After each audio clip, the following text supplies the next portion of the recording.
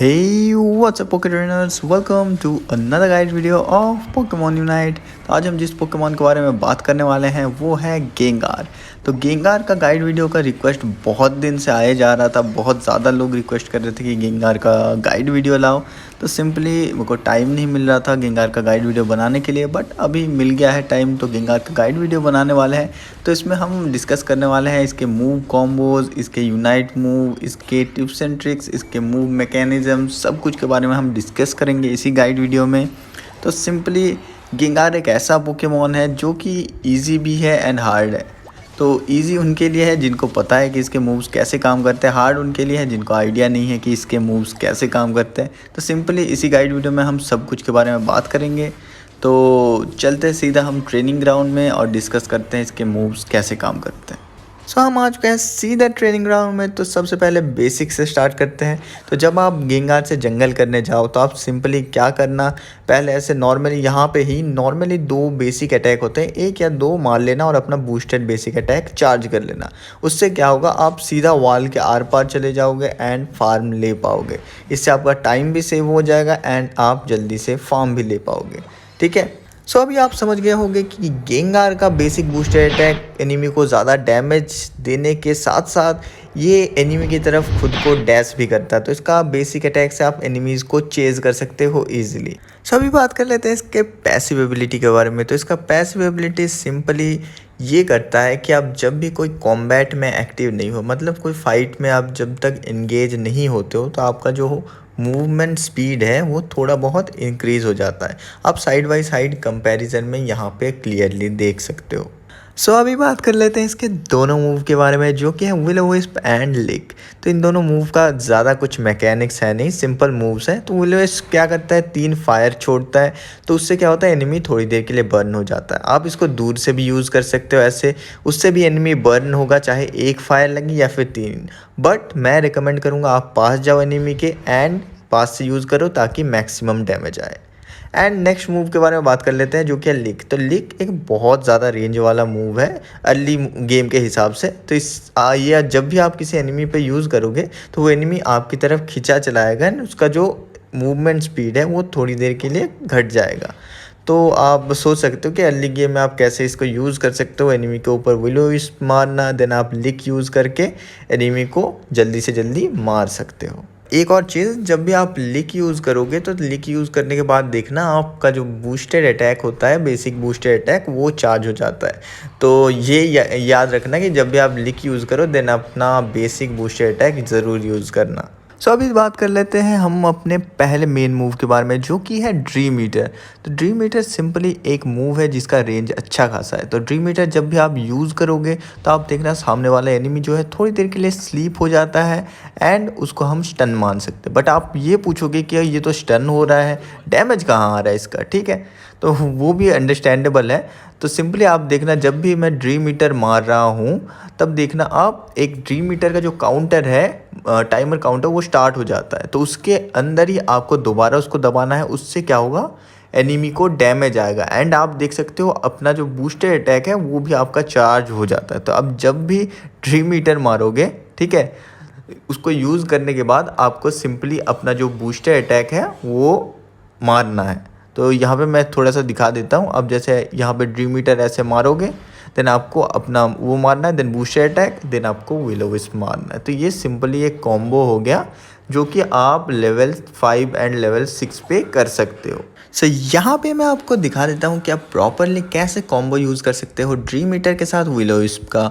तो सिंपली सबसे पहले आपको क्या करना है, विल-ओ-wisp चला देना है, देन आपको ड्रीम ईटर चलाना है, देन आपको आपका बूस्टेड बेसिक अटैक चलाना है, देन आपको अपना ड्रीम ईटर यूज़ करना है and then basic attack, then again will o wisp. यहाँ पे आप देखोगे कि मेरा ड्रीम ईटर भी दोबारा चार्ज हो गया। तो ड्रीम ईटर सिंपली हर एक किल पे रीसेट होता रहता है। सो अभी बात कर लेते हैं इसके दूसरे मूव के बारे में, जो कि ड्रीम ईटर के साथ कॉम्बो में जाता है। तो वो है शैडो बॉल। तो शैडो बॉल एक अच्छा खासा रेंज वाला मूव है। तो शैडो बॉल बेसिकली क्या करता है, एनिमी की तरफ एक शैडो बॉल छोड़ता है जिससे कि एनिमी को डैमेज आता है एंड एनिमी थोड़ी देर के लिए स्लो हो जाता है एंड उसका जो स्पेशल डिफेंस है वो लो हो जाता है। एंड सिंपली शैडो बॉल के साथ आप ड्रीम ईटर ही लेना और इसका कॉम्बिनेशन जैसा बनता है। मैं सिंपली क्या करता हूँ, पहले जो है ड्रीम ईटर मार लेता हूँ, जिससे कि एनिमी जो है वो थोड़ी देर के लिए स्टन हो जाता है। इसी तरह यहाँ पे जैसे मैंने ड्रीम ईटर माना, एनिमी स्टन हुआ, then shadow ball, then basic attack and again dream eater, basic attack and then shadow ball. तो इससे क्या होता है, एनिमी को ज़्यादा से ज़्यादा डैमेज आता है। और आपको अगर नहीं पता हो तो ड्रीम ईटर से शैडो बॉल का जो कूल डाउन है वो कम हो जाता है, ठीक है। सो यहाँ पे मैं आपको एक रियल फाइट में सिचुएशन दिखा रहा हूँ। यहाँ पे देखना मैं कैसे अपने जो dream eater and shadow ball का रीसेट है उसको मैं कैसे केयरफुली यूज़ कर रहा हूँ, एंड यहाँ पे मैंने कैसे 1v3 ईजिली निकाल लिया है। यहाँ पे आप देख सकते हो हर जगह पे मैंने रीसेट का ध्यान रखा एंड 1v3 निकाल लिया। सो अभी बात कर लेते हैं इसके दूसरे मेन मूव के बारे में, जो कि है हेक्स। तो हेक्स सिंपली एक डैश टाइप का मूव है जो कि चारों तरफ किसी भी एंगल में आप डैश कर सकते हो, एंड डैश करने के बाद आपका बूस्टर अटैक चार्ज हो जाता है, उससे आप एनिमी को डैमेज दे सकते हो। बट आप यहाँ पे बोलोगे मेरा तो रीसेट हुआ नहीं है, वो उतने का उतना ही रीसेट आ रहा है। तो सिंपली इसके लिए क्या करना पड़ेगा, सामने वाले एनिमी को है जो भी एक स्टेटस कंडीशन के अंदर रहना पड़ेगा। सिंपली जैसे कि ये हो गया बर्न, पॉइजन, कुछ भी हो सकता है वो। तो सिंपली यहाँ पे विलो विस्प के साथ आपको कैसे यूज़ करना, आपको पहले विलो विस्प यूज़ करना है, देन आप यहाँ पे 3 बार तक हेक्स यूज़ कर सकते हो, ठीक है। उसके बाद ज़्यादा यूज़ करोगे तो उसका जो स्टेटस कंडीशन है वो हट जाएगा और आप हेक्स यूज़ नहीं कर पाओगे एंड वो रीसेट नहीं होगा। तो सिंपली आपको हर बार हेक्स यूज़ करने के बाद अपना बेसिक अटैक यूज़ करना है, एंड ये याद रखना कि सामने वाला कोई स्टेटस कंडीशन के अंदर हो। सो यहाँ पे आप देख सकते हो मैं ग्रीन निंजा के पास आ गया। तो सिंपली आपको यहाँ पे कैसे यूज़ करना है, अपना विलो विस्प यूज़ करना है एंड आपको देन हेक्स यूज़ करना है एंड बेसिक अटैक मारते रहना पड़ेगा। आपको ये जल्दी जल्दी करना पड़ेगा। यहाँ पे देखना आप, मैंने 4 बार यूज़ किया तो मेरा हेक्स जो है वो रीसेट पे चला गया। तो आपको ये ध्यान से यूज़ करना पड़ेगा। विलो विस्प के साथ आपको 3 बार ही हेक्स यूज़ करना है, देन आपको अगेन विलो विस्प मारना है एंड अगेन हेक्स का कॉम्बिनेशन रिपीट करते रहना पड़ेगा। सो अभी बात कर लेते हैं दूसरे मूव के बारे में, जो कि है स्लज बॉम्ब, जो कि हेक्स के साथ कॉम्बिनेशन पे जाता है।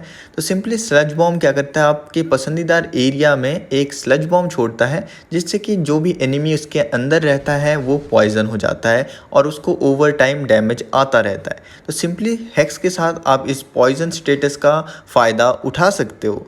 तो आपको सिंपली इसका कॉम्बिनेशन कैसे बनाना है, आपको स्लज बॉम्ब मारना है, देन आपको इमीडिएटली वहीं पे हेक्स मारते रहना पड़ेगा। तो हेक्स का जो कॉम्बो है वो विलो इसके साथ भी काम करता है एंड स्लज बॉम्ब के साथ ज़्यादा बेटर काम करता है। सो आपको ये ध्यान में रखना पड़ेगा कि आप स्लज बॉम्ब के साथ 5 बार तो हेक्स यूज़ कर सकते हो, बट सेफ रहने के लिए आप बस 4 बार ही हेक्स चलाना, देन आप स्लज बॉम्ब हेक्स का कॉम्बिनेशन दोबारा से रिपीट करना स्लज बॉम्ब के रीसेट होने पर। सो अभी बात कर लेते हैं इसके मेन मूव के बारे में, जो कि है इसका यूनाइट मूव। तो जब भी आप गेंगार का यूनाइट मूव यूज़ करते हो तो ये आपको कुछ बफ्स प्रोवाइड करते हैं, जो कि है 30% movement speed and 20% maximum HP का shield and a 30% cool down reduction of your moves. तो जब भी आप इसका यूनाइट यूज़ करोगे तो आपको बहुत सारे बफ तो मिलेंगे ही मिलेंगे, बट इसका यूनाइट मूव भी कम यूज़फुल नहीं है, क्योंकि जब भी आप इसका यूनाइट मूव यूज़ करोगे तो आप एनिमीज़ के नज़रों से दूर चले जाओगे, यानी कि एनिमीज़ आपको देख नहीं पाएंगे, लेकिन बट स्टिल वो आपको महसूस कर पाएंगे, क्योंकि जब भी आप उनके आसपास रहोगे तो उनके सर के ऊपर एक साइन आ जाएगा, बिल्कुल ऐसा साइन। तो सिंपली वो आपको महसूस तो कर पाएंगे बट आपको देख नहीं पाएंगे कि आप कहाँ पे हो। तो जब भी इसका यूनाइट मूव आप दोबारा से टैप करोगे यूज़ करने के बाद, तो आप बाहर निकलोगे एंड एक डैमेज दोगे, तो जिस डैमेज से एनिमी को डैमेज तो आएगा ही सॉरी जिस मूव से एनिमी को डैमेज तो आएगा एंड वो एनिमी थोड़ी देर के लिए स्लो भी हो जाएगा एंड उसका डिफेंस भी लो हो जाएगा, जिससे कि आप ज़्यादा से ज़्यादा डैमेज दे पाओगे एनिमी को। आप इसके यूनाइट मूव को बहुत तरीक़ों से यूज़ कर सकते हो, जैसे कि आप इसके यूनाइट मूव को क्रिटिकल सिचुएशन में यूज़ करके भाग सकते हो। आप इसके यूनाइट मूव से रेकवाजा तक स्टील कर सकते हो, आपको कोई पकड़ नहीं पाएगा, एंड आप इसके यूनाइट मूव से किसी भी एनिमी को टारगेट कर पाओगे ईजिली। कंक्लूज़न की बात करें तो कंक्लूज़न में ये निकलता है कि गेंगार का unite move one of the best unite move है, अगर आप इसको अच्छे तरीके से यूज़ करो। सो ये तो जान लिया हमने सारे मूव्स के बारे में। तो अब जान लेते हैं कि गेंगार को आपको कैसे बिल्ड करना है। तो सबसे पहले जान लेते हैं कि आपको कौन से बैटल आइटम यूज़ करने हैं गेंगार पे।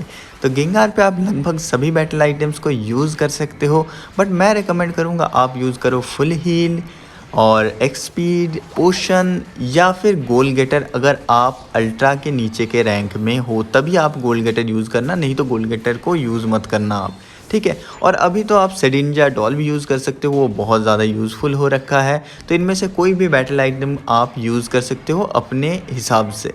तो ये तो हो गया सारे बैटल आइटम्स के बारे में। तो अब बात कर लेते हैं इसके हेल्थ आइटम्स के बारे में। तो हेल्थ आइटम में गेंगार में एक आइटम को आपको मस्ट इंक्लूड करना है, चाहे आप कोई भी बिल्ड यूज़ करो, कुछ भी करो, तो आपको स्लिक स्पून को इंक्लूड करना ही करना है, क्योंकि ये सामने वाले का 20% स्पेशल डिफेंस को इग्नोर कर देता है। सो आप कोई भी बिल्ड लेगा आपको स्लिक स्पून यूज़ करना है। उसके साथ आप चॉइस पेक्स लगा सकते हो, उसके साथ आप स्पेशल अटैक पेक्स भी लगा सकते हो। आप चाहो तो अगर आपको स्टैक नहीं करना देन आप उसमें वाइज ग्लासेस लगा सकते हो, उसमें भी कोई दिक्कत नहीं है।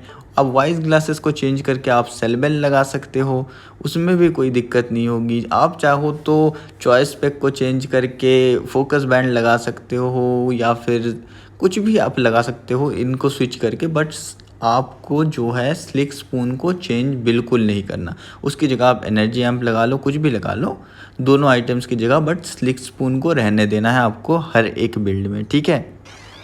सो अभी बात कर लेते हैं इसके एम्बलम बिल्ड के बारे में। तो एम्बलम बिल्ड मैं कुछ स्क्रीन्स पे दिखा दे रहा हूँ, ये बेस्ट एम्बलम्स बिल्ड्स है, तो आप इनमें से कोई भी यूज़ कर सकते हो अगर आपके पास एम्बलम्स अवेलेबल है।